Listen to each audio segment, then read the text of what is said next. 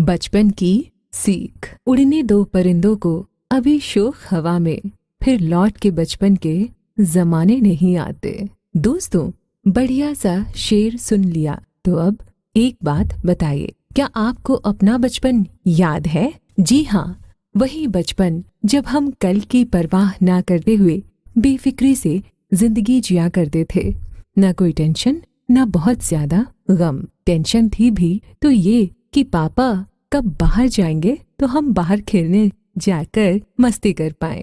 और गम रहता था कि इतवार की छुट्टी जल्दी कैसे कट गई। अब हम भी क्या ही पूछ रहे हैं, आपको तो याद ही होगा जब पहली बार आपने साइकिल सीखना शुरू किया था तो कितना केयरफुल होकर सीखते थे। उस समय आपका पूरा ध्यान सड़क पर आगे देखते हुए पैडल चलाने पर हुआ करता था। आप ये नहीं सोचते थे कि आप साइकिल चला पाएंगे कि नहीं, ना ही आपके मन में कोई टारगेट होता था। आप बस उस प्रोसेस को एंजॉय करते थे। ये तो बस साइकिल चलाने की बात हुई, लेकिन दूसरी एक्टिविटीज जैसे क्रिकेट या कोई किसी खेल को सीखने के समय भी हम बस प्रेजेंट मोमेंट में रहते हुए ही रिजल्ट के बारे में बिना कुछ सोचे बस अपना काम करते चले जाते थे।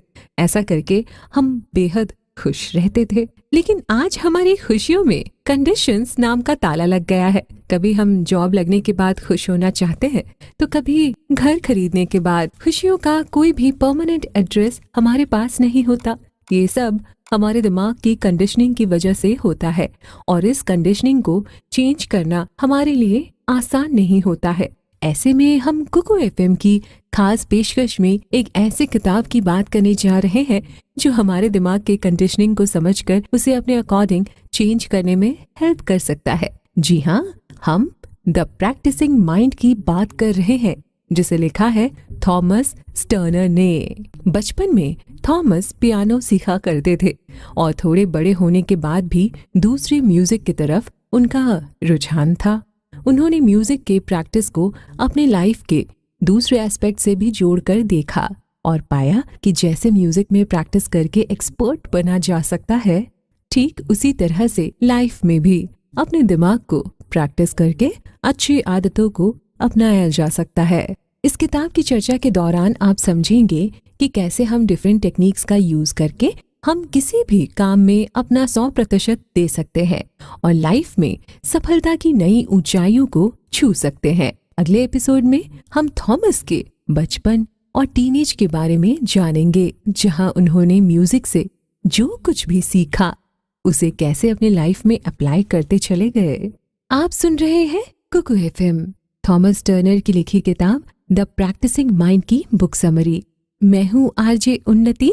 कुकू एफएम, सुने जो मन चाहे। जिंदगी एक आर्ट है। जब थॉमस 4 साल के थे तो वे गिटार सीखा करते थे। उन्हें अब ज्यादा तो याद नहीं, लेकिन उस समय उन्होंने काफी कुछ सीख लिया था। लेकिन 2 साल के बाद उन्होंने सीखना छोड़ दिया और अगले काफी सालों तक उन्होंने म्यूजिक से रिलेटेड कुछ भी नहीं किया।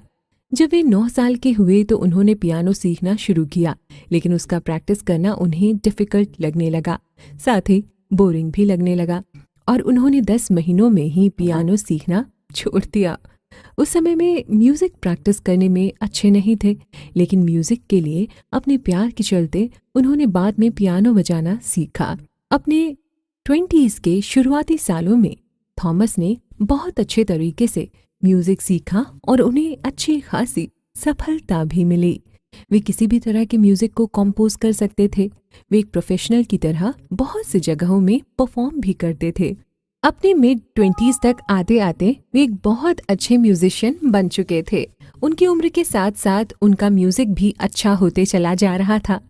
जब वे अपने मिड 30s में थे तो उन्होंने रियलाइज किया कि प्रैक्टिस करने को लेकर उनका नजरिया बदल गया है। उन्हें ना सिर्फ प्रैक्टिस करना अच्छा लगने लगा था, बल्कि जिस दिन वे प्रैक्टिस नहीं करते थे उन्हें गिल्ट फील होता था। उन्हें ये समझ आना शुरू हो गया कि पूरे लाइफ हम प्रैक्टिस करते हैं और बस उसका तरीका बदलता रहता है। थॉमस को बाकी लोगों की तरह प्रैक्टिस वर्ड किसी आर्ट जैसे म्यूजिक या डांस से ही रिलेटेड लगता था, लेकिन प्रैक्टिस लाइफ के हर एस्पेक्ट में रिलेटेड था। जितना वे लाइफ डिसिप्लिन और प्रैक्टिस के बीच गहरा संबंध ऑब्जर्व कर रहे थे, उतना ही वे प्रैक्टिसिंग माइंड के फंडामेंटल्स को डिफाइन करने के लिए अपने एफर्ट्स बढ़ाते चले जा रहे थे। वे जानना चाहते थे कि ऐसा क्या हुआ है कि उनका किसी नए काम को सीखने को लेकर एटीट्यूड पूरी तरह से ही बदल गया। क्या वे पहले से ज्यादा मैच्योर हो गए थे या उनके दिमाग में कुछ और ही चल रहा था? ऐसे ही सवालों के जवाब थॉमस जानना चाहते थे। उस समय वे इस बात को रियलाइज नहीं कर पाए थे कि म्यूजिक सीखने की वजह से ही उनके अंदर इस एटीट्यूड का फाउंडेशन बनते जा रहा था। उस समय वे लाइफ में डिसिप्लिन नहीं थे, लेकिन काफ़ी कुछ अचीव करना चाहते थे। उनके इसी एक्सपीरियंस की वजह से ही वे समझ सके कि क्यों हम अपने लाइफ के बड़े गोल्स को अचीव करने में नाकाम होते हैं। वे अपने म्यूज़िक के सक्सेस और फेलियर को अपने डे टू डे एक्सपीरियंस के साथ जोड़ते थे। इस एपिसोड में हमने जाना कि कैसे थॉमस ने अपने म्यूज़िक के एक्सपीरियंस को लाइफ के साथ रिलेट किया। अगले एपिसोड में हम थॉमस कैसे गोल्फ को अपनी लाइफ से रिलेट करते हैं वो जानेंगे। आप हो कंफ्यूज। थॉमस बताते हैं कि अर्ली 30s में जब उनकी वाइफ की सलाह पर उन्होंने गोल्फ खेलना शुरू किया, तब उन्होंने प्रैक्टिस करने को लेकर अपने रवैयों को जाना। उन्हें गोल्फ के बारे में कुछ भी नहीं पता था और उन्हें बेसिक से इसे सीखना शुरू करना था। जब वे अपने ससुर के साथ अपने गोल्फ कोर्स में जाते थे तब उन्हें सीखने में थोड़ी परेशानी होती थी, लेकिन उन्होंने एक बात नोटिस किया कि वहाँ कोई भी बहुत अच्छा नहीं खेल रहा था। ऐसा नहीं था कि ये नौसिखिए थे, बल्कि वो लोग गोल्फ तब से खेल रहे थे जब से थॉमस पियानो बजा रहे थे, लेकिन वो लोग बहुत ही खराब खेल रहे थे। उन लोगों को बेसिक चीज़ें भी नहीं आती थीं, जैसे कि बॉल को हवा में कैसे प्रॉपरली उड़ाया जाता है। उनको निशाना ठीक से लगाना नहीं आता था। उनके मुताबिक इतने समय में इन लोगों को इस गेम का एक्सपर्ट हो जाना चाहिए था। वे लोग खुद में इम्प्रूवमेंट नहीं कर रहे थे, लेकिन अच्छे रिजल्ट की उम्मीद भी कर रहे थे। उन्हें ठीक वैसा ही लग रहा था जैसा कोई 20 सालों तक पियानो बजाने के बाद भी एक समय में एक से ज्यादा नोट नहीं बजा पा रहा है। राइटर ने कभी किसी स्पोर्ट में ध्यान नहीं दिया था, इसलिए उन्होंने इसके लिए एक इंस्ट्रक्टर लगाने का सोचा, क्योंकि अलग अलग म्यूजिकल इंस्ट्रूमेंट सीखने की वजह से उन्हें मालूम था कि किसी भी स्किल में मास्टर तभी बना जा सकता है जब खुशी के साथ लगातार उस स्किल का प्रैक्टिस किया जाए। साथ ही उन्हें ये भी मालूम था कि गोल्फ सीखना आसान काम नहीं है। ऐसे में एक इंस्ट्रक्टर का साथ होना बेहद ज़रूरी था। गोल्फ से उन्होंने ये सीखा कि उन्हें म्यूज़िक में जो भी फेलियर्स मिले थे उसकी वजह सही तरीके से प्रैक्टिस नहीं करना था। इसलिए अपने गोल्स को बिना परेशान हुए अचीव किया जा सकता है। वो भी उन्होंने गोल्फ से ही सीखा। गोल्फ सीखकर वे लगातार किसी स्किल को प्रैक्टिस करने के फायदों को समझना चाहते थे, लेकिन इन सबसे पहले उनके मन में कुछ सवाल चल रहे थे, जैसे गोल्फ सीखने को कैसे अपनी प्रैक्टिकल लाइफ से रिलेट कर सकते हैं, कैसे हमारा माइंडसेट हमारे हर पल के एक्सपीरियंस को बदलेगा। इसका जवाब ये है कि हमारा माइंडसेट एक खाली पन्ने के जैसा होता है, जिसमें हम जो कुछ भी लिख जाते हैं ठीक वैसे ही हमारी लाइफ बनती जाती है। ये हमारी लाइफ के सभी पहलुओं को अफेक्ट करता है। सही माइंडसेट बनाने के लिए हमें सेल्फ डिसिप्लिन और सेल्फ अवेयरनेस की जरूरत होती है। इससे हमारे अंदर पेशेंस आता है। मल्टीटास्किंग के बारे में बात करते हुए थॉमस बताते हैं कि अब प्रोडक्टिविटी बढ़ाने के लिए लोग मल्टीटास्किंग पर जोर देते हैं। हम हमेशा एक समय में कई काम कर रहे होते हैं। जब हमने शुरुआत में कार चलाना सीखा तो हम सिर्फ कार चलाने में ध्यान देते थे, लेकिन अब हम कार चलाते समय गाना भी सुनते हैं। अगर कोई साथ हो तो उसके साथ गप्पे भी मारते हैं। इस तरह से हमारा दिमाग एक ही समय में कई कामों को अंजाम देते रहता है। इसी तरह से दुनिया चल रही है और हम इस बात पर कोई सवाल भी नहीं उठाते। मल्टीटास्किंग होने का सबसे बड़ा नुकसान ये होता है कि हम चाहकर भी किसी एक एक्टिविटी में पूरा फोकस नहीं कर पाते। हमारा दिमाग हमेशा भागते रहता है और थोड़ी देर के लिए भी शांत नहीं रहता। लेकिन एक प्रैक्टिसिंग माइंड शांत होता है और ये प्रेजेंट मोमेंट में ही रहता है। इसका फोकस बहुत ही ज्यादा होता है, जिसकी वजह से हमें जिन चीजों पर फोकस करना चाहिए बस उन्हीं चीजों पर हमारा ध्यान होता है। इस एपिसोड में हमने मल्टीटास्किंग होने के नुकसान के बारे में जाना। अगले एपिसोड में हम छोटी सी स्टोरी के जरिए डिसिप्लिन के बारे में जानेंगे। प्रेजेंट में फोकस कीजिए। जब थॉमस ने गोल्फ सीखने के लिए 5 लोगों के ग्रुप में 6 सप्ताह का गोल्फ क्लास ज्वाइन किया था, तो पहले सप्ताह में उन सभी को ड्राइविंग रेंज में 1 घंटे सिखाया जाता था, जिसे उन्हें खुद से अगले 1 घंटे तक प्रैक्टिस भी करना होता था। एक बार जब वे अपने 3rd सेशन के शुरू होने के पहले बैठे थे, तो उनके बाजू में उनकी एक क्लासमेट भी थी, जिसने पहले सेशन में बताया था कि उसने गोल्फ खुद को रिलैक्स करने के साथ साथ करियर में आगे बढ़ने के लिए भी ज्वाइन किया है। उसने आगे बताया कि उसके जरिए ही वो नए लोगों से मिलकर अपने बिजनेस के बारे में बातें किया करेगी। बातों ही बातों में थॉमस ने उनसे पूछा कि क्या आपने लास्ट वीक का प्रैक्टिस किया। उसने बड़े ही बेपरवाह तरीके से बताया कि इस सप्ताह उनको बहुत काम था, लेकिन एक दिन वो बहुत अच्छा गोल्फ खेलना चाहते हैं। थॉमस उसकी बातों से समझ गए थे कि उसे गोल्फ सीखना टफ लग रहा है और वो उसे एंजॉय नहीं कर पा रही। जब इंस्ट्रक्टर ने सभी लोगों से ये सवाल किया तो पता चला कि सिर्फ 2 लोगों ने प्रैक्टिस किया था, जिसमें राइटर भी शामिल थे। दरअसल जब उनका पिछला सेशन हुआ तो उन्होंने कुछ घंटे की प्रैक्टिस के साथ कुछ ज़रूरी बातों को भी लिख लिया था। वे हर रात को उनके बच्चों के सोने के बाद बेसमेंट में एक एक टास्क की प्रैक्टिस किया करते थे। वे किसी 2 टास्क को मिक्स नहीं करते ताकि उनका पूरा फोकस एक टास्क को सीखने में रहे। उनका पहला टास्क था गोल्फ को सही तरीके से घुमाकर मारना। थॉमस के ऑपोजिट उनकी क्लासमेट्स का एक्सपीरियंस बहुत ही अलग था। उन्हें सही तरीके से प्रैक्टिस नहीं करना आ रहा था, इस वजह से उन्हें तनाव भी हो रहा था। थॉमस के अकॉर्डिंग उन्हें 2 चीजें समझने की जरूरत थी। पहला ये कि कैसे अच्छे तरीके से सीखने से उन्हें तनाव नहीं होगा, और दूसरा ये कि उन्हें आखिरी गोल तक पहुंचने के लिए वहां पहुंचने के प्रोसेस को भी एंजॉय करना होगा।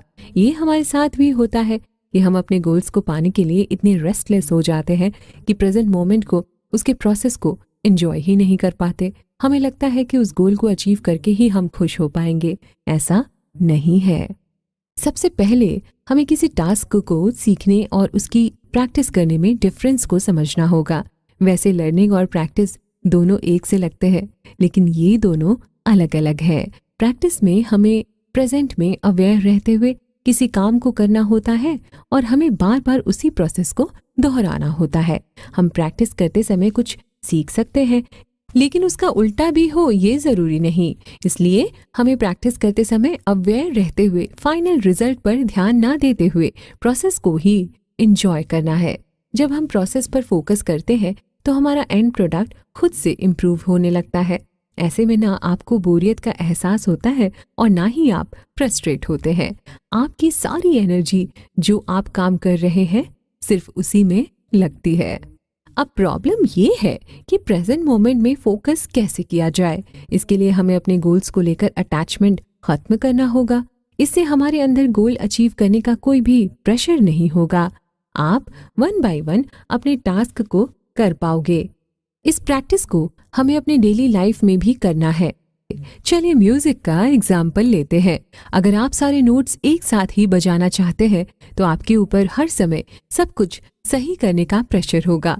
आप एक नोट से दूसरे नोट को कंपेयर करेंगे, इसे दूसरे तरीके से समझते हैं। अगर आप बॉल को किसी 10 फीट दूर डिब्बे में डालना चाहते हैं और आपके पास 3 बॉल हैं, तो आप बारी बारी से अपना समय लेकर ये काम कर सकते हैं। लेकिन आपका पहला बॉल अंदर नहीं गया तो हमें खुद को जज नहीं करना है। हमें दूसरा बॉल फेंकते समय पहले बॉल के रिजल्ट के बारे में नहीं सोचना है। ऐसा करने से हम रिजल्ट से अटैच नहीं होते हैं। जब भी हम किसी काम के बारे में अपना जजमेंट बना लेते हैं तो ये हमारी एनर्जी को वेस्ट कर देता है।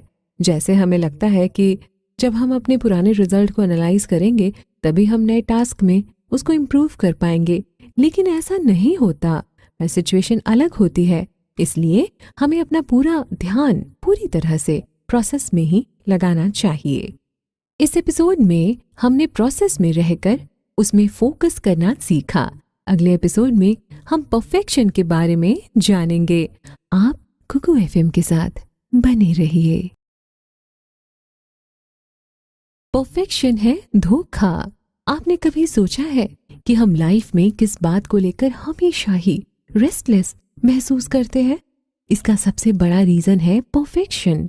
हम अपनी लाइफ में सभी चीजें परफेक्ट चाहते हैं और लगातार अपनी लाइफ के करंट सिचुएशन को उस परफेक्ट सिचुएशन से कंपेयर करते रहते हैं, चाहे वो बहुत बड़ा घर हो या बहुत बड़ी गाड़ी।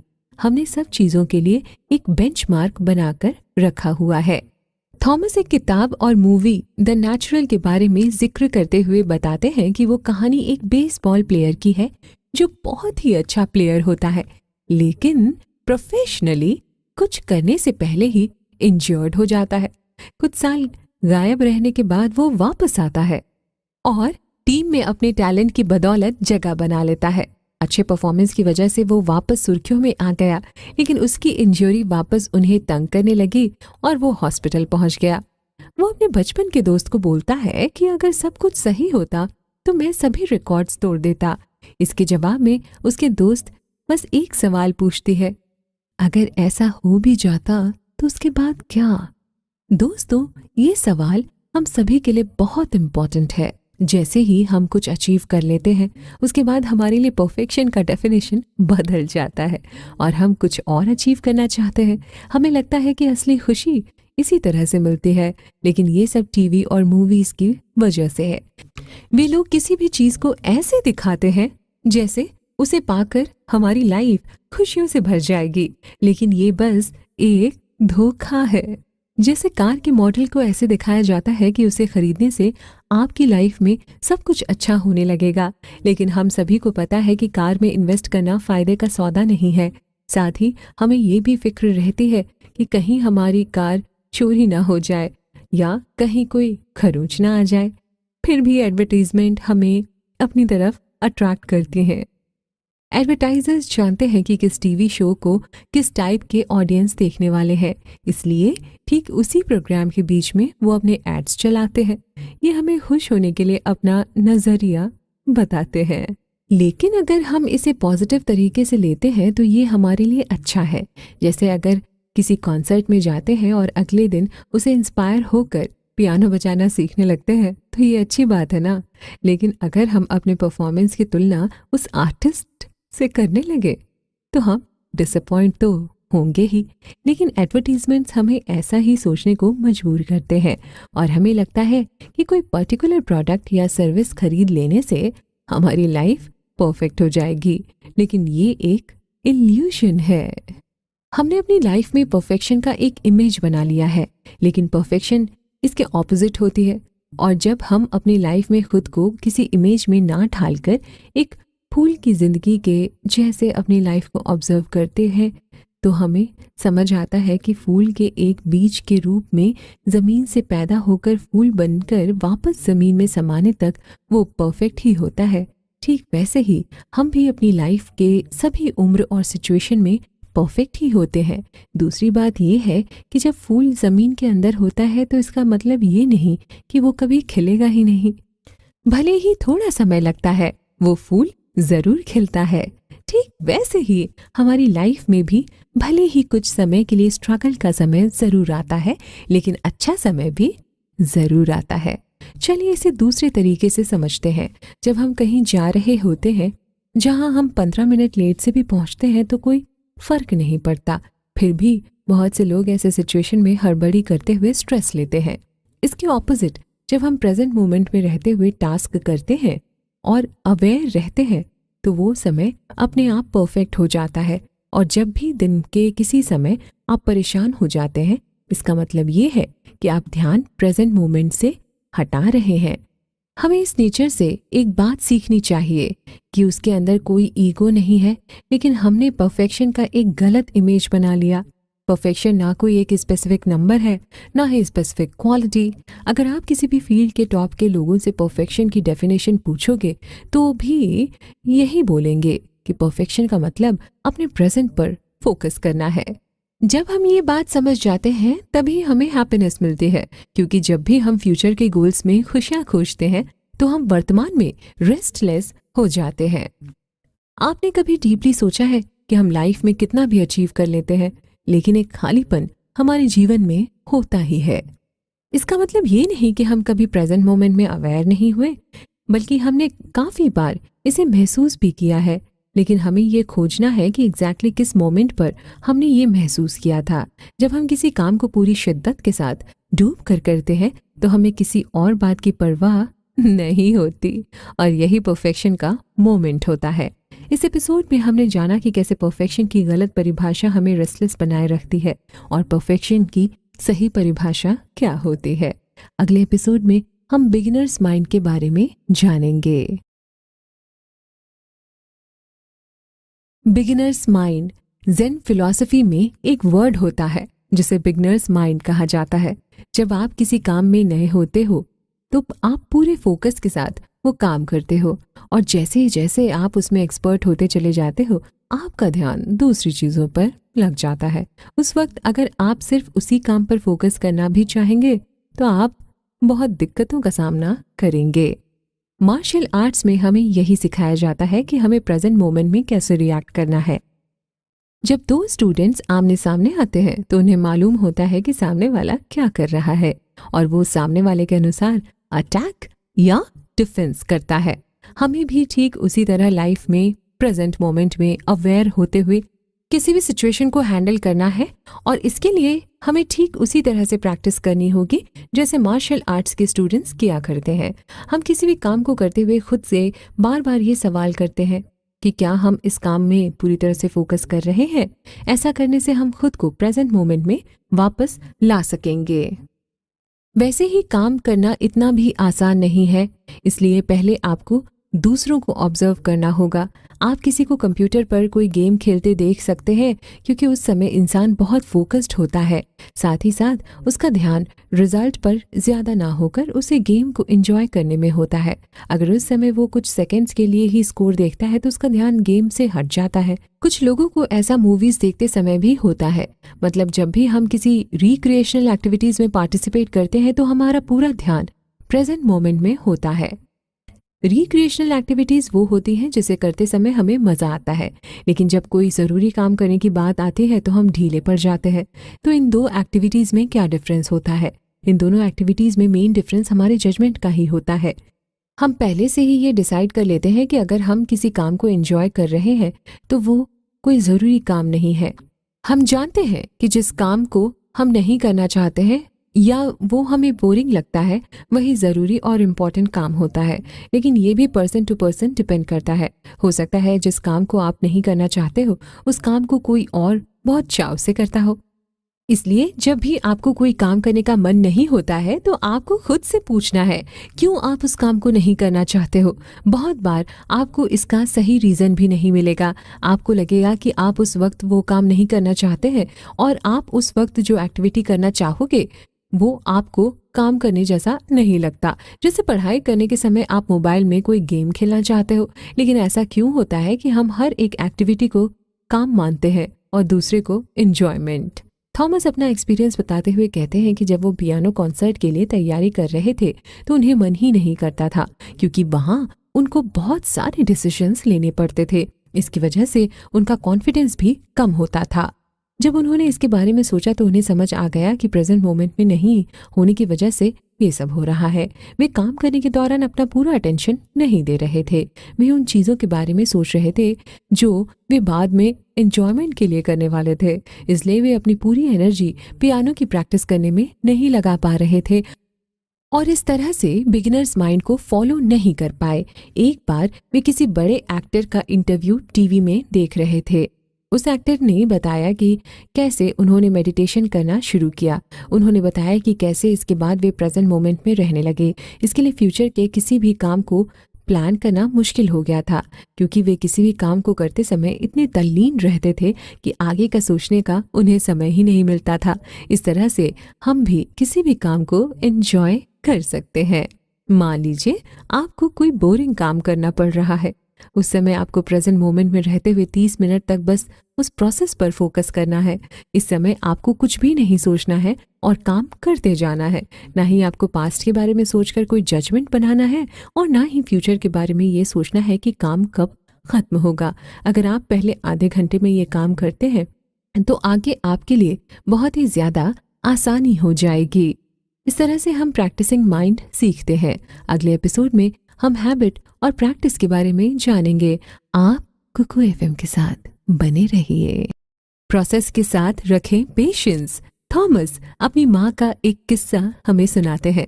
जब उनकी माँ बीमारी से जूझ रही थी तब वे किताब पढ़ा करती थी। इससे उन्हें अच्छा तो लगता था, साथ ही साथ वे अपने आध्यात्मिक पहलू से ही रूबरू हो रही थी। ये उनकी आदत बन चुकी थी, लेकिन कुछ रीजन से वे किताबें नहीं पढ़ पा रही थी। तब उन्होंने थॉमस को अपना एक ऑब्जर्वेशन बताया कि जब वे किताबें पढ़ रही थी तो अपने बारे में अच्छा महसूस करती थी और उनके सोचने का नजरिया बेहद अलग था। लेकिन किताबों से दूर होते ही उनके मन में अनप्रोडक्टिव ख्याल आने लगते थे। इस तरह से हमें लगातार अपनी अच्छी आदतों का रिव्यू करते रहना चाहिए ताकि हमें समझ आ सके कि नई आदतें हमारी लाइफ कैसे इम्प्रूव कर सकती हैं। चलिए अब बात पेशेंस की करते हैं। जब भी हमारे दिन बुरे होते हैं, हम ट्रैफिक में फंसे होते हैं, तो चाहकर भी हम खुद को शांत नहीं रख पाते और हमारे सब्र का बांध टूट जाता है। नेगेटिव विचार आने लगते हैं। इसके ऑपोजिट जब भी हम पेशेंस रखकर चीजों को समझते हैं तो लाइफ बहुत ही आसान लगने लगती है। जब भी आपके सब्र का बांध टूटता है, आपको समझ जाना चाहिए कि आप प्रेजेंट मोमेंट में नहीं हो और आपका ध्यान प्रोसेस में नहीं है। हम अक्सर प्रेजेंट मोमेंट में भटक कर अपने ही ख्यालों में खो जाते हैं। थॉमस बताते हैं कि जब वो सार लेते हैं तो उनके मन में अनेक प्रकार के विचार आते हैं। बहुत सारे विचार ऐसे होते हैं जो रियलिटी में हुए ही नहीं हो और वे बस उसके बारे में चिंता करते रहते हैं। इसलिए जब भी आप अपने दिमाग को प्रेजेंट में रखते हुए प्रोसेस पे फोकस करते हैं तो आपके मन में ये फालतू के ख्याल नहीं आते। अगर आपके मन में फ्यूचर को लेकर कोई चिंता भी होती है तो उसे दिन भर सोचने के बजाय थोड़ा समय निकालकर खुद को बस उसी सिचुएशन के लिए तैयार कीजिए। ऐसा करने से आप उस बात की चिंता खाने के समय या कोई और काम करने के समय नहीं देंगे। इस तरह से आप अपने अंदर की बेचैनी को कम कर सकते हैं। अपने अंदर पेशेंस लाने का सबसे पहला तरीका ये है कि आप कब किस बात के बारे में सोचते हुए बेचैन हो रहे हैं ये पता होना चाहिए, क्योंकि अगर आपके अंदर इस बात की अवेयरनेस नहीं है तो आप सिचुएशन से दूसरे सिचुएशन के बारे में चिंता करते रहेंगे। ये एक एंडलेस साइकिल है। अगर आप इसे खत्म करना चाहते हैं तो आपको अपने अंदर चलने वाले विचारों को ऑब्जर्व करना होगा। जैसे जैसे आप इस बात को प्रैक्टिस करते जाएंगे, आप खुद को ज्यादा अच्छे से समझना शुरू कर देंगे। अपने अंदर पेशेंस लाने का दूसरा तरीका ये है कि आपको इस बात को समझकर एक्सेप्ट करना है कि किसी भी काम में परफेक्ट नहीं हुआ जा सकता है। एक फूल की तरह आप लाइफ के हर स्टेज में परफेक्ट हो। अगर कोई नाविक बीच समुद्र में सूर्य को किनारे देखकर वहां तक पहुंचना चाहेगा तो उसे निराशा ही हाथ लगेगी। आप भी अपनी लाइफ के बारे में सोचिए। आपको लगता है कि जब बहुत पैसा आ जाएगा तो आपकी लाइफ परफेक्ट हो जाएगी, लेकिन बहुत पैसे वाले लोग अभी भी पैसों के पीछे भाग रहे हैं, अपनी लाइफ में खुश नहीं है। ऐसे में आपको ये समझना होगा कि परफेक्शन का ये आइडिया ही गलत है। थॉमस बताते हैं कि जो लोग आर्ट से जुड़े होते हैं इस बात को समझने लगते हैं, इसलिए वे सब लोगों को कोई ना कोई आर्ट से जुड़ने के लिए सजेस्ट करते हैं। ये आर्ट कुछ भी हो सकता है, जैसे पेंटिंग या डांस। उनके मुताबिक एक एडल्ट होने के बाद भी कोई भी आर्ट सीखना मुश्किल नहीं है। आपको सबसे पहले एक इंस्ट्रक्टर खोजने की जरूरत है। किसी भी आर्ट में सीखने के लिए बहुत कुछ होता है। ऐसे में हमें सीखते समय ये नहीं सोचना चाहिए कि हम बहुत जल्दी इसमें एक्सपर्ट बन जाएंगे। हमारे डे टू डे लाइफ में हर काम का एक स्टार्टिंग पॉइंट होता है और उसका एंड पॉइंट भी होता है, लेकिन कोई भी आर्ट हम खुद को रिलैक्स करने के लिए सीखते हैं। थॉमस की लाइफ में ऐसे 2 इंसिडेंट्स हुए थे जिन्होंने आर्ट्स और लाइफ के लिए उनके सोच का नजरिया ही बदल कर रख दिया। जब वे जैज पियानिस्ट टीचर से पियानो सीख रहे थे तो वो अपने टीचर से इम्प्रेस होते हुए बोले कि अगर वे उनका जितना अच्छा पियानो बजाने लगे तो सारा दिन वे खुद को ही सुनते रहेंगे। तब उनके टीचर ने बताया कि जब उन्होंने अपने टीचर को पहली बार पियानो बजाते सुना तो उन्होंने भी यही बात अपने टीचर को कही थी। थॉमस को समझ में आया कि कैसे लगातार प्रैक्टिस करके हम उस लेवल तक पहुंच सकते हैं जहां हम खुद में फुलफिल्ड होने का एहसास कर सके। दूसरा इंसिडेंट तब का है जब थॉमस 19 साल के थे। उन्हें अपने टीचर के साथ प्रैक्टिस करते 1 साल से ज्यादा हो गया था, लेकिन फिर भी वे एक धुन नहीं बजा पा रहे थे। फिर उन्होंने उन चीज़ों की लिस्ट बना ली जो अगले 5 सालों में उन्हें एक अच्छा म्यूजिशियन बनने के लिए ज़रूरी थी। इस इंसिडेंट के कुछ सालों बाद वे अपने कॉलेज में प्रैक्टिस के दौरान फिर से किसी धुन को अच्छे से नहीं बजा पा रहे थे। वे थक गए थे और थोड़ा निराश भी हो गए थे। वे अपना सामान पैक करके जा ही रहे थे तभी एक कागज उसके किसी किताब के बीच से गिरा। ये वही कागज था जिसमें उन्होंने वो लिस्ट बनाई थी। उनको लगा कि जिन चीज़ों को वे अगले 5 सालों में अचीव करना चाहते थे उनमें से ज़्यादातर चीज़ें उन्होंने 3 साल में ही अचीव कर लिए हैं। फिर भी वे खुश नहीं थे। उनका गोल आगे बढ़ता ही जा रहा था।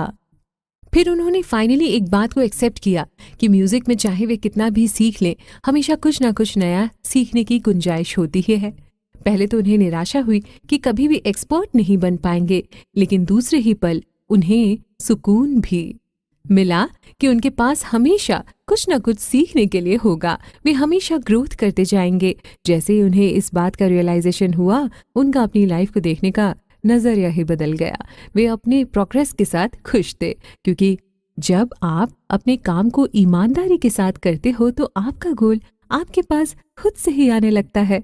थॉमस 1970 का एक इंसिडेंट बताते हैं जब मार्केट में ऑटोमेटिक ऑर्गन बहुत ही पॉपुलर था, जिसमें आपको ऑर्गन खुद से इशारा करता था कि आपको एक नोट दबाने के बाद अगला नोट कौन सा दबाना है। उस ऑर्गन में बहुत सारे हिट और पॉपुलर गानों के नोट्स थे, इसलिए लोगों को तुरंत ही कोई भी म्यूजिक बजाने में देर नहीं लगती थी। वो ऑर्गन मार्केट में खूब बिका, लेकिन लोगों को वैसा एक्सपीरियंस नहीं दे पा रहा था जैसा ऑर्गन सीखकर बजाने में होता। क्योंकि जब भी आप म्यूजिक सीखते हैं तो ना सिर्फ आप खुश होते हैं, बल्कि आपके अंदर कॉन्फिडेंस भी आता है। आप खुद को एक्सप्रेस कर पाते हैं। चलिए एक दूसरा एग्जाम्पल क्रेडिट कार्ड का लेते हैं। हम क्रेडिट कार्ड के जरिए बहुत सारी शॉपिंग करते हैं और जिसका भुगतान बाद में किया जाता है, लेकिन इसकी वजह से मुसीबत में फंस भी जाते हैं, क्योंकि बाद में हमें इंटरेस्ट के साथ इसका बिल भरना पड़ता है। इसलिए लाइफ में हमें पेशेंस रखते हुए प्रोसेस को फॉलो करना चाहिए। 4S का कंसेप्ट। थॉमस अब हमें एक कंसेप्ट देते हैं जिसका नाम द 4S वर्ड्स है। पहला S है सिंप्लीफाई, दूसरा S है स्मॉल, तीसरा S है शॉर्ट और चौथा S है स्लो। चलिए पहले S मतलब सिंप्लीफाई की बात करते हैं। जब भी आप कोई प्रोजेक्ट या गोल पर काम करते हैं तो आपको इसे सिंपल गोल्स में तोड़ देना है। ये गोल्स ऐसे होने चाहिए जिसे आप इजीली अचीव कर सको, क्योंकि अगर आप इसे बहुत बड़ा बना देंगे तो आप खुद पर प्रेशर डालने की वजह से परेशान होते जाएंगे और उस गोल को पूरा नहीं कर पाएंगे। इसलिए जैसे जैसे आप अपने सिंपल गोल्स को अचीव करते चले जाएंगे, आपके अंदर कॉन्फिडेंस भी बढ़ता जाएगा और आगे के गोल्स को भी अचीव करने के लिए आप उत्साहित होंगे। दूसरा S है स्मॉल। जब भी आपको कोई बड़ा गोल अचीव करना हो, सबसे पहले से बहुत छोटे सेक्शन में तोड़ दें। जैसे आपको अपना गैरेज साफ करना है तो आपको बड़ी कोफ्त होगी, लेकिन अगर आप गैरेज के किसी एक कॉर्नर को देखें और अपना पूरा फोकस सिर्फ उस सेक्शन को साफ करने में लगाएंगे, तो जब आप उस कॉर्नर की सफाई कर लेंगे, आपको एक सेंस ऑफ अचीवमेंट की फीलिंग आ जाएगी और आप गैरेज के दूसरे भाग को भी साफ करेंगे। तीसरा S है शॉर्ट। गैरेज को साफ करने का ही एग्जाम्पल लेते हैं। जब हम अगले कुछ दिनों के लिए रोज 45 मिनट तक गैरेज के एक कोने को ही साफ करने का टारगेट लेते हैं, तो आपके मन में एक सेटिस्फैक्शन होता है। आपने उस दिन का काम पूरा कर लिया। आप धीरे धीरे ही सही, लेकिन एक कांस्टेंट पेस से पूरे गैरेज को पूरा साफ करने की तरफ बढ़ रहे हो। हम अपनी लाइफ में भी इसी तरह से किसी भी टास्क को थोड़ा थोड़ा करके कंप्लीट कर सकते हैं। चौथा S है स्लो। यहाँ स्लो होने का मतलब किसी भी काम को धीमी गति से करना नहीं। इसका मतलब है आप जो भी काम करें उसे उतने ही स्पीड से करें जितने में आपका पूरा अटेंशन उसी काम को करने में रहे। जैसे आपको कॉलेज के लिए कोई असाइनमेंट कंप्लीट करना है, तो अगर आप उसे प्रॉपरली समझकर पूरा ध्यान देते हुए कंप्लीट करते हैं तो वो आपके दिमाग में रहेगा और एग्जाम के समय आपको उस टॉपिक पर ज़्यादा ध्यान नहीं देना होगा। जब थॉमस ने इस कंसेप्ट को अपने म्यूजिक में अप्लाई किया, वे पियानो के हर पार्ट को बहुत धीरे धीरे ध्यान देते हुए निकाल रहे थे। ये उन्हें बहुत ही फनी लग रहा था और उन्हें लग रहा था कि इस स्पीड में वो अपना पूरा काम नहीं कर पाएंगे, लेकिन उन्होंने आराम से पूरा काम किया। उनके अंदर काम खत्म करने की कोई जल्दी नहीं थी, उन्हें सुकून महसूस हो रहा था। काम खत्म होने पर उन्होंने पाया कि उन्होंने 40% जल्दी काम कर लिया है। आपको लग रहा होगा कि ऐसा कैसे हो गया, लेकिन इसके पीछे एक सिंपल सा रीज़न है। जब भी थॉमस काम करते थे तो उनको पूरा ध्यान लगाना होता था काम पर, और उनके अंदर काम को पूरा करने की कोई जल्दबाजी भी नहीं होती थी। इसी वजह से उनका दिमाग बिल्कुल शांत रहता था और उनकी प्रोडक्टिविटी भी बहुत बढ़ गई थी। दोस्तों, हम भी इस कंसेप्ट को अपनी लाइफ में अप्लाई करके अपनी एफिशिएंसी बढ़ा सकते हैं। अगले एपिसोड में हम इसके कुछ एग्जाम्पल से और अच्छे से समझ पाएंगे। Examples of 4S concept. मान लीजिए आपको कोई एग्जाम देना है जिसकी तैयारी के लिए आपको 2 साल लग जाएंगे। ऐसे में आपको बहुत सारे सब्जेक्ट्स की तैयारी भी करनी होगी, इसके लिए नोट्स भी बनाने होंगे। कुछ सब्जेक्ट्स टफ होंगे तो कुछ थोड़े इजी होंगे। ऐसे में सबसे पहले हम 4S में पहला S सिंप्लीफाई मेथड का यूज करेंगे। हम ऐसे सब्जेक्ट्स के ऐसे टॉपिक्स पढ़ना शुरू करेंगे जो याद करने और समझने में आसान हो और जिसे प्रिपेयर करने के लिए हमें ज़्यादा माथापच्ची करने की ज़रूरत ना हो। टॉपिक जितना सिंपल होगा उतना ही आपका कॉन्फिडेंस बढ़ता जाएगा। मान लीजिए आपको इस साल के करंट अफेयर की लिस्ट बनानी है, तो उसमें स्पोर्ट्स, पॉलिटिक्स, इंटरनेशनल न्यूज़ जैसे बहुत से टॉपिक्स होंगे, और अगर आपका इंटरेस्ट स्पोर्ट्स में है तो आप स्पोर्ट्स का सेक्शन पहले चुन सकते हैं, क्योंकि ये टॉपिक आपके लिए सिंपल होगा और आप इसे पढ़ते समय बोर भी नहीं होंगे। अब दूसरे S की बात करते हैं, स्मॉल। अगर आपका टॉपिक सिंपल है लेकिन बहुत बड़ा है तो आपको ऐसे समय में उसे छोटे छोटे सब टॉपिक्स में भी तोड़ना होगा। जैसे अगर आपने स्पोर्ट्स का टॉपिक चुन लिया है तो उसे भी क्रिकेट, फुटबॉल जैसे छोटे छोटे सब टॉपिक्स में तोड़ना होगा। ऐसा करने से आपको क्लैरिटी मिलती जाएगी कि कौन सा टॉपिक हो गया है और कौन सा टॉपिक करना बाकी है। जब हम तीसरे S मतलब शॉर्ट की बात करते हैं तो हमें ये बात समझना होगा कि कोई भी सब टॉपिक भी एक ही दिन में कंप्लीट नहीं हो जाएगा। ऐसे में हमें रोज कुछ घंटे उस सब टॉपिक को देने होंगे। इस दौरान हमें ये नहीं सोचना कि पूरा सब्जेक्ट कैसे खत्म होगा। जिस तरह के एक धागे को लगातार पत्थर पर घिसते रहने से पत्थर कुछ महीनों में कट जाता है, वैसे ही लगातार किसी काम को एक ही समय पर रोज करने से मंजिल मिल ही जाती है। इसलिए हमें अपनी कंसिस्टेंसी बनाए रखनी होगी। चौथे और आखिरी S है, स्लो। हम जब भी कोई टॉपिक के लिए प्रिपेयर करते हैं तो उसे सिर्फ याद करने के बजाय उस टॉपिक के पीछे पूरी स्टोरी को भी समझना चाहिए, ताकि समय आने पर उसका प्रॉपर यूज भी कर सकें। जैसे सचिन ने कितनी बार सेंचुरी बनाई है तो सबको पता है, लेकिन ये कितनी बार 90s में आउट हुए हैं और कितने बार नॉट आउट रहे हैं, ये बहुत ही कम लोगों को पता है। लेकिन ऐसी ही बारीक जानकारी हमें दूसरों से अलग बनाती है।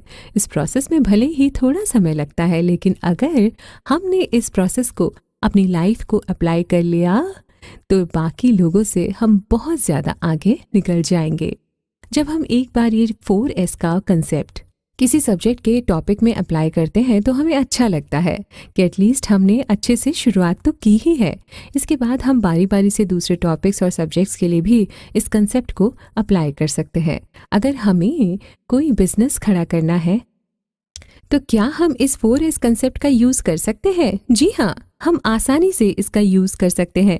मान लीजिए आपको रेस्तरां का बिजनेस खोलना है, तो सबसे पहले आपको अपनी एरिया के हिसाब से ये पता लगाना होगा कि लोगों को क्या खाना पसंद है और आप किस आइटम को ज्यादा पैसों के बिना रिस्क लिए बनवा सकते हैं। आपका ये आइटम शुरुआत में बिल्कुल सिंपल चाहिए ताकि लोगों के सजेशन के अनुसार आप उसको कस्टमाइज कर सके। ऐसा करने से आपको समझ आ जाएगा कि लोगों का टेस्ट क्या है। ऐसा करते समय आपको इस बात का भी ध्यान रखना होगा कि आप बहुत कम क्वांटिटी में ही अपने आइटम्स को बनवाएं। ऐसे में आप बहुत सारी वैरायटी के आइटम्स कम मात्रा में अपने रेस्तरां में रखकर कस्टमर्स की पसंद को चेक कर सकते हैं। बाद में जिस आइटम का डिमांड ज़्यादा होगा उसे ज़्यादा क्वांटिटी में बनाया जा सकता है और कम डिमांड वाले आइटम्स को बनवाना बंद भी किया जा सकता है। अब जिन भी आइटम्स को कस्टमर ने पसंद किया है उसे एक दिन बनाने के बजाय दिन के हिसाब से भी बनाया जा सकता है, जैसे मंडे को पनीर स्पेशल, ट्यूसडे को साउथ इंडियन और ऐसे ही हर दिन कुछ नया ट्राई किया जा सकता है। ऐसे में आइटम्स की डिमांड भी बनी रहेगी और कस्टमर्स भी बोर नहीं होंगे। लोगों को हमेशा उस दिन के स्पेशल डिश का इंतज़ार रहेगा।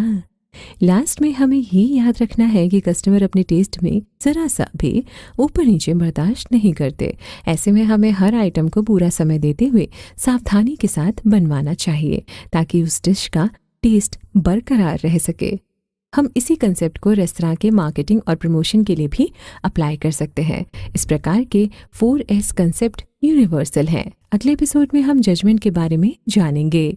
आप सुनते रहिए कुकू FM, सुने जो मन चाहे। जजमेंट का ज्ञान। हम सभी की लाइफ में कुछ ना कुछ ऊपर नीचे होते रहते हैं।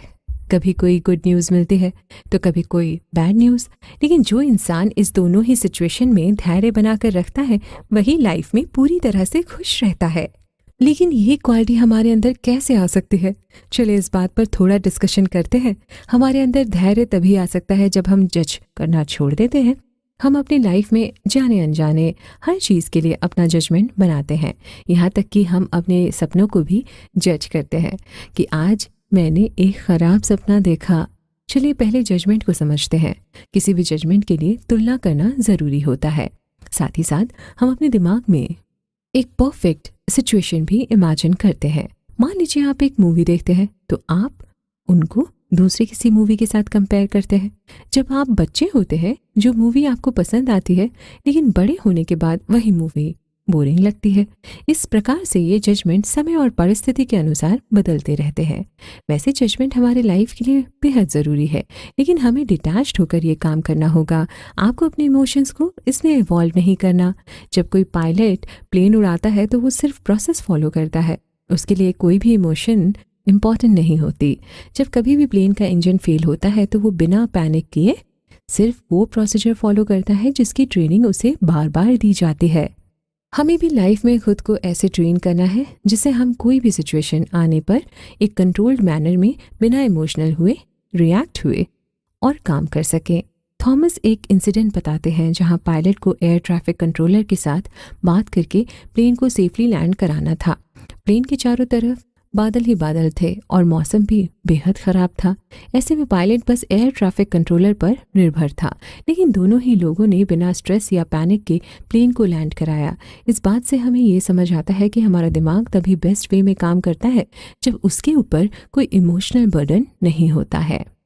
आज से 4 साल पहले जब गैलीलियो ने बताया कि हमारी पृथ्वी सोलर सिस्टम के सेंटर में नहीं है तो उन्हें इस बात के लिए जेल में डाल दिया गया था। उस समय उन्हें भगवान के विरुद्ध माना गया, लेकिन आज हम सब जानते हैं कि वो ही सही था। हमें भी ठीक उसी तरह बिना इमोशनल हुए किसी भी सिचुएशन को सॉल्व करना है। अगर आप किसी 3 साल के बच्चे को फॉलो करेंगे और उससे पूछेंगे कि आइडियल और बेस्ट कंडीशन क्या है, तो वो उम्र के अनुसार उस आंसर को चेंज करते चले जाएगा।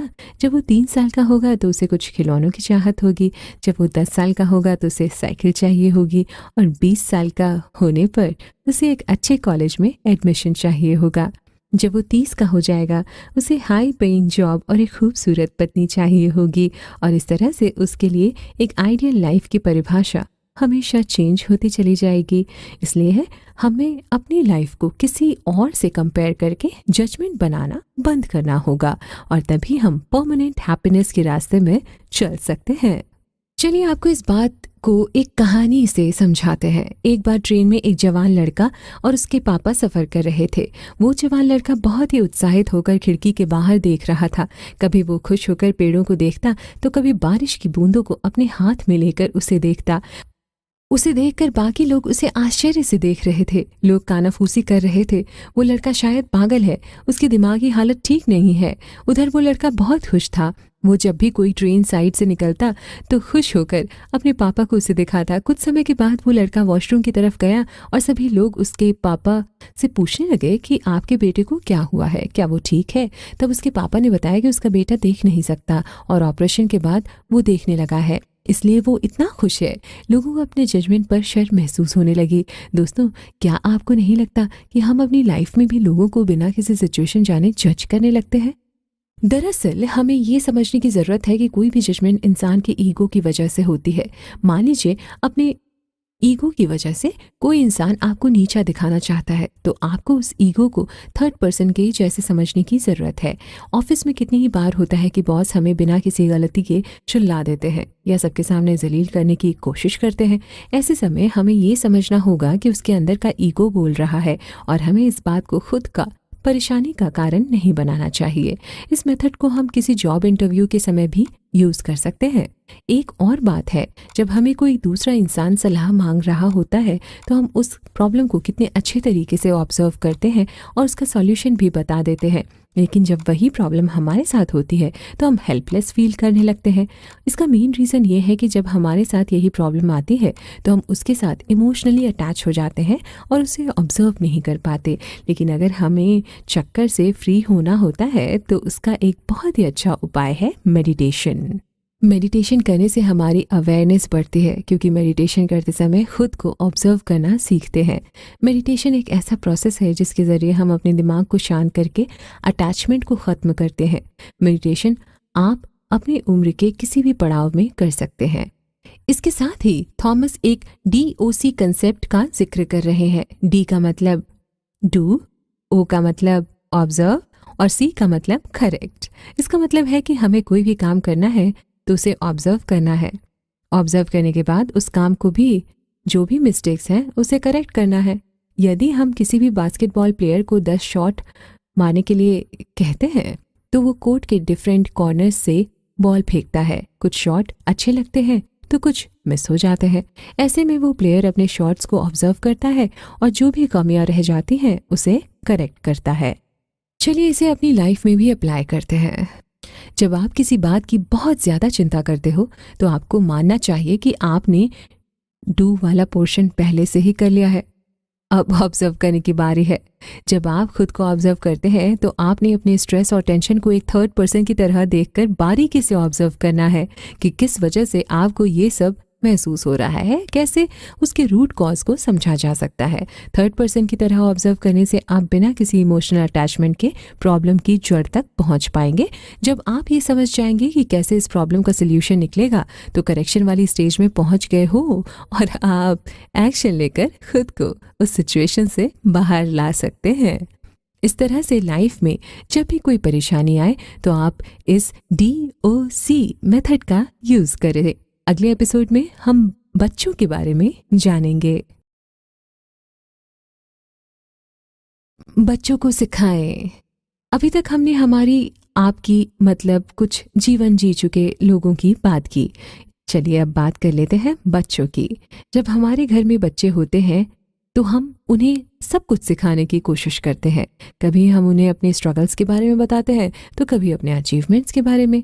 हम चाहते हैं कि हमने जैसे चीज़ों को सीखा है वे भी ठीक वैसे ही सीखें, लेकिन कभी कभी हमें उनसे भी सीखने की ज़रूरत होती है।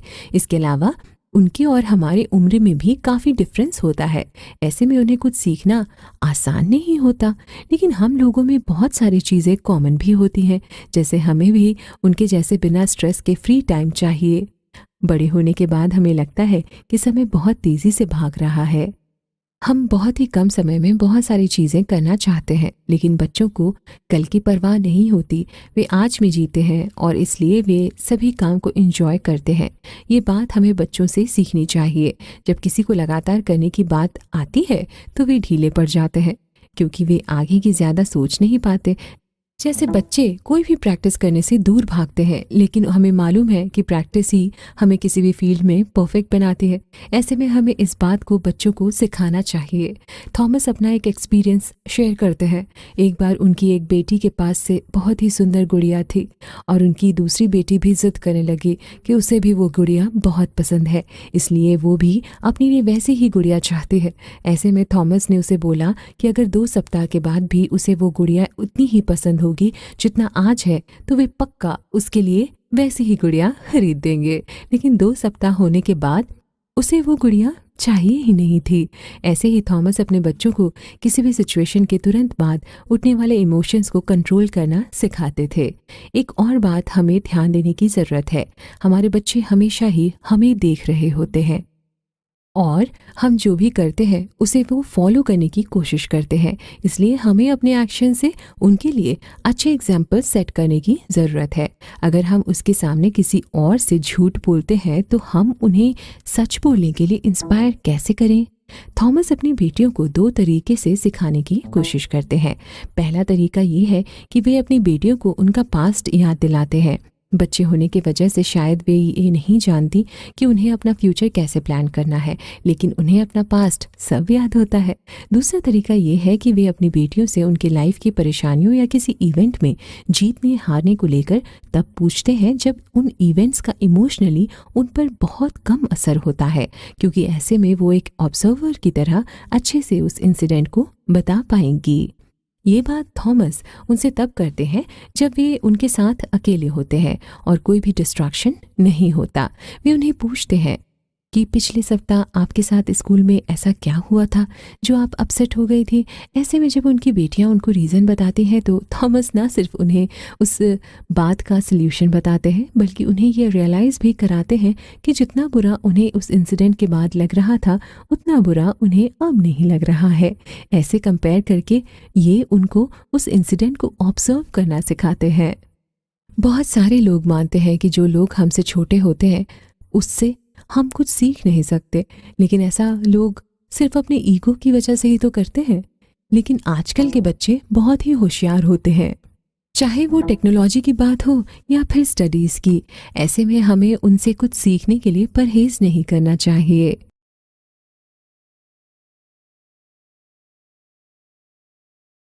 कंक्लूजन।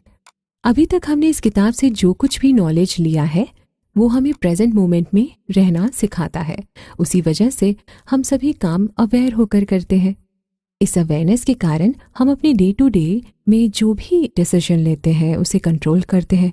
उसकी वजह से हम किसी भी काम को अपने लिए जो प्रोसेस होता है उस पर अपना फोकस रखते हैं। जब हम ऐसा करते हैं तो हर पल हमें सफल होने का एहसास होता है। अगर हम थोड़े समय के लिए अपने फोकस से भटक भी जाते हैं तो भी हम इस बात की अवेयरनेस रखते हुए वापस प्रेजेंट मोमेंट में आ जाते हैं।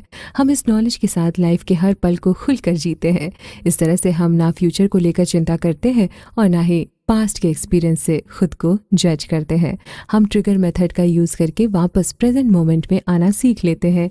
हम इसे अपना हैबिट बना सकते हैं, जिससे लाइफ को जीने का हमारा नज़रिया पूरी तरह से बदल जाएगा। जब भी हमें समय मिलता है हम उसे खुद को बेहतर तरीके से जानने के लिए इन्वेस्ट कर सकते हैं, क्योंकि ज़्यादातर समय हम ऐसे काम को करते हैं जो एक एंडलेस साइकिल की तरह है। ऐसे समय में हम मेडिटेशन के ज़रिए खुद को और ज़्यादा करीब ला सकते हैं। साथ ही साथ हमें ये समझना चाहिए कि जिन चीज़ों को हम अपनी डे टू डे लाइफ में इम्पोर्टेंस देते हैं वो मुसीबत के समय काम भी नहीं आती। हमारा और हमारे फैमिली की हेल्थ ही हमारे लिए मेन प्रायोरिटी बन जाती है। ऐसे में हम अपनी प्रायोरिटी को लोगों के अकॉर्डिंग डिसाइड ना करके अपने अकॉर्डिंग करना शुरू कर दें। हम अपने बचपन के बारे में सोचते हैं तो हमें अपने खिलौने याद नहीं आते, बल्कि वे पल याद आते हैं जो हमने बेफिक्री से बिताए थे। इसलिए अब हम चीज़ों के पीछे नहीं भागते, बल्कि इसी मोमेंट में खुश रहना है। हमें ये समझना है कि जो खुशी हमें प्रोसेस में डूबकर काम करने में मिलती है वो हमें किसी गोल को अचीव करने से नहीं मिल सकती, क्योंकि किसी भी गोल को अचीव करने पर हमें किसी अगले गोल को अचीव करने की बेचैनी होने लगती है। इसलिए हमें इस लूप से बाहर निकलकर अपने दिमाग को, प्रोसेस को एंजॉय करने का प्रैक्टिस कराना है। दोस्तों, इस किताब के ज़रिए हमें जो भी नॉलेज मिली है उसे अब हम अपनी लाइफ में अप्लाई करेंगे। इसलिए आज से ही आप अपने दिमाग को किसी भी काम को सही तरीके से करने का प्रैक्टिस बना लीजिए। अभी आप सुन रहे थे